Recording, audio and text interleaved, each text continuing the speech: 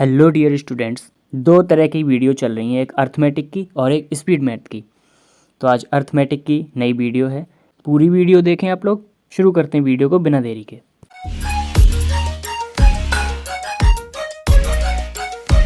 पहला क्वेश्चन आपके सामने क्या है। दो सर्कल हैं जिनकी रेडियस का रेशियो दिया है, अनुपात दिया है 3:5, और जो छोटे सर्कल का पेरीमीटर है वो 10% ज़्यादा है स्क्वायर यानी वर्ग के पेरीमीटर से, परिधि से। वर्ग की जो भुजा है वो 30 सेंटीमीटर है, तो हमें बताना है एरिया कितना है लार्जर सर्कल का। देखिए स्क्वायर की साइड कितनी है, ए बराबर हमको दिया हुआ है 30, तो पेरीमीटर कितना हो जाएगा 4a। 4a बराबर हो जाएगा 120। ठीक, तो 120 की जो वैल्यू आई है इसका 110% निकालना है हमें। तो जब हम 110 निकालेंगे तो ये आएगा 132 सेंटीमीटर। ये क्या आया है, ये आया है स्मॉलर सर्किल का पेरीमीटर, 2 पाई आर स्मॉलर, ये आया है 132। ये हो जाएगा 2 multiply by 22/7 smaller radius equals to 132। इसको हम डिवाइड करते हैं, 2 से पहले काटेंगे तो ये हो जाएगा 66 बार, 22 से जाएगा ये 3 बार, तो स्मॉल रेडियस जो आई है वो 21 आई है। क्वेश्चन में देखिए रेडियस का रेशियो कितना दिया है 3 और 5, तो यहाँ से जाहिर सी बात है कि 3 जो है वो स्मॉलर है, यानी कि जो 21 जो वैल्यू आई है वो 3 यूनिट की आई है। यहाँ से 1 यूनिट कितना हो जाएगा 7, 1 यूनिट की वैल्यू हो जाएगी 7, तो जो रेडियस हो जाएगी बिग सर्किल की वो 5x है। इसका मतलब है 5 × 7 35 हो जाएगी बड़े सर्कल की रेडियस।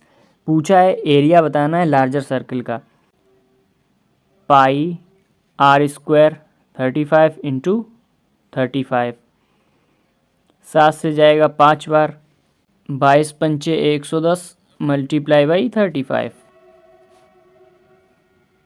ये जब हम मल्टीप्लाई करेंगे तो 11 पंचे 55, 11 तिया 33 और 5 38, 3850 सेंटीमीटर स्क्वायर आएगा ये आंसर।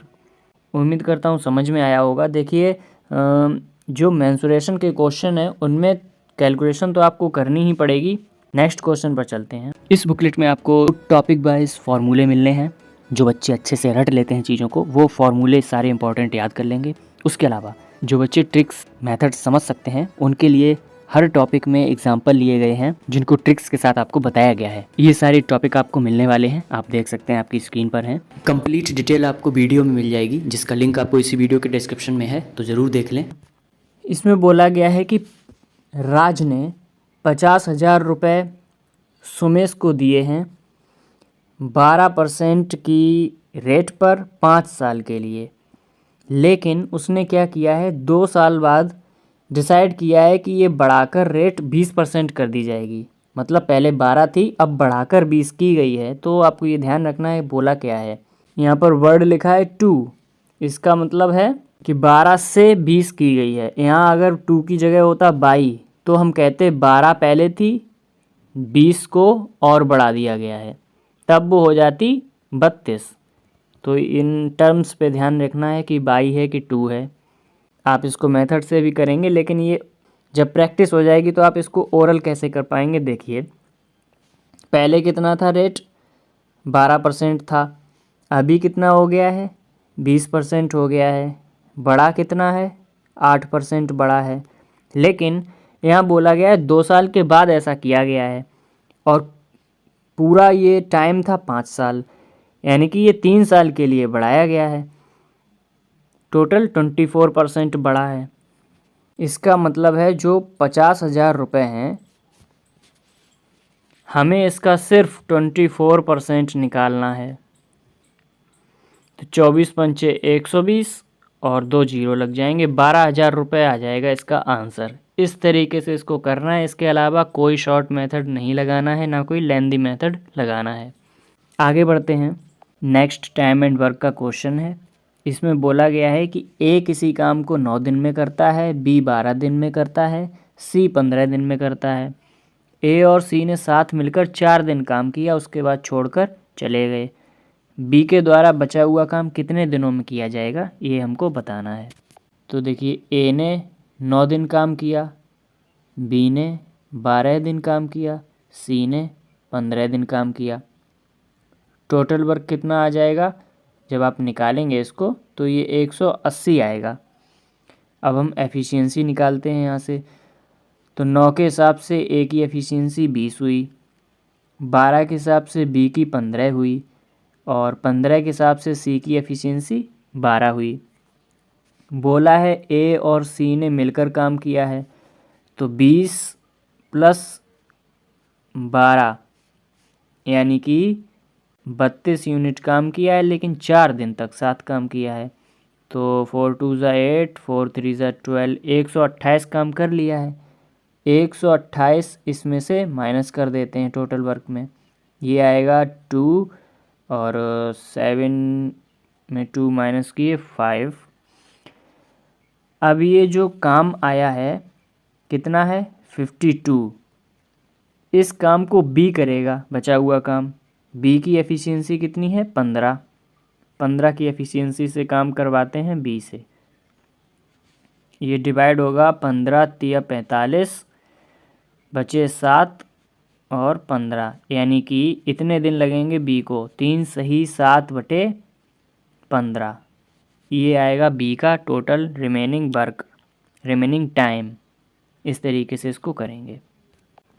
नेक्स्ट क्वेश्चन आपके सामने है ट्रेन का। इस बुकलेट में आपको टॉपिक वाइज फार्मूले मिलने हैं। जो बच्चे अच्छे से रट लेते हैं चीज़ों को, वो फार्मूले सारे इंपॉर्टेंट याद कर लेंगे।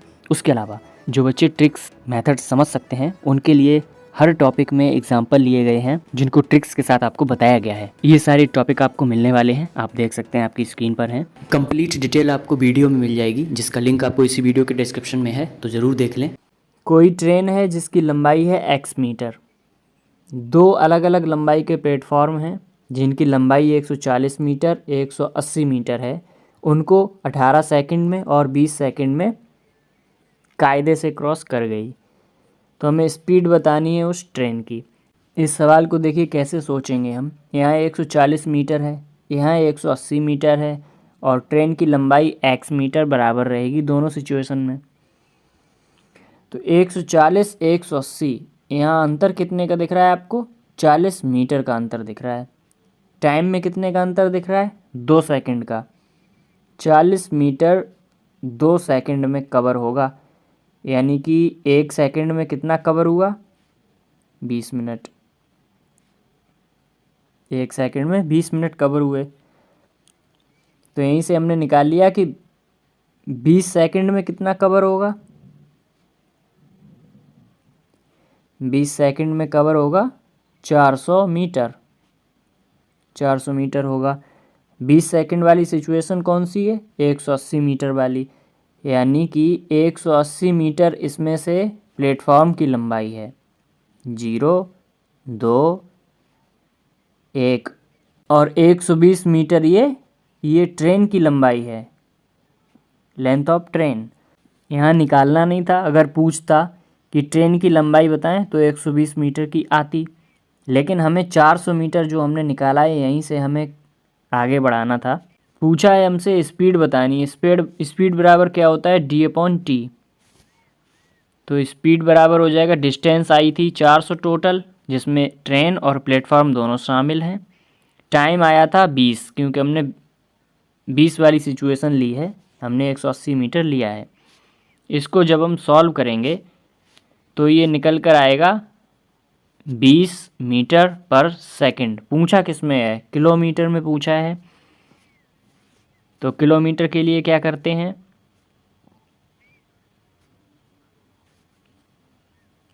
ये 18/5 से मल्टीप्लाई कर देंगे, तो ये आएगा 5 से जाएगा 4 बार, ये आएगा 72 किलोमीटर पर आवर। 72 किलोमीटर पर घंटा की रफ्तार है उस ट्रेन की। ये इस क्वेश्चन का सॉल्यूशन है। बताइए कैसा लगा आप लोगों को, कमेंट में ज़रूर बताएं। और ये भी बताएं कि कौन कौन से मेथड आपको, किस किस क्वेश्चन का मेथड आपको बहुत अच्छा लगा। आगे बढ़ते हैं। लास्ट क्वेश्चन है आज की क्लास का। कोई नाव है जिसकी स्पीड है 12 किलोमीटर पर घंटा, जो 36 किलोमीटर अप स्ट्रीम ट्रैवल कर रही है और 30 किलोमीटर डाउन स्ट्रीम ट्रैवल कर रही है। जो टाइम लग रहा है अप स्ट्रीम और डाउन स्ट्रीम जाने में उस बोट को, उसका रेशियो है 2:1। तो हमें धारा की चाल, स्पीड ऑफ स्ट्रीम बतानी है। देखिए रेशियो दिया है टाइम का, T1/T2 हमें दिया हुआ है। टाइम का फॉर्मूला क्या होता है, D/S, D1/S1/D2/S2। ये फार्मूला इसमें लगेगा। चलिए यहाँ से इसको लगाते हैं। पहले बात हुई है अप की, अप है 2/1।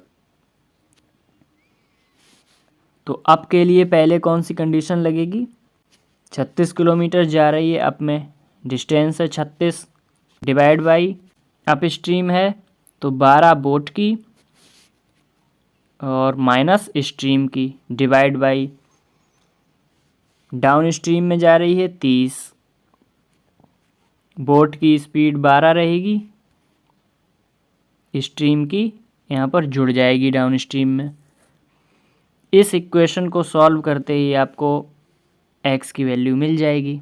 सॉल्व करते हैं इसको। मल्टीप्लाई करना आपको पता है, इसका इसमें मल्टीप्लाई होगा और नीचे वाली टर्म ऊपर जाएगी, यानी कि 36 मल्टीप्लाई 12 प्लस एक्स अपॉन 30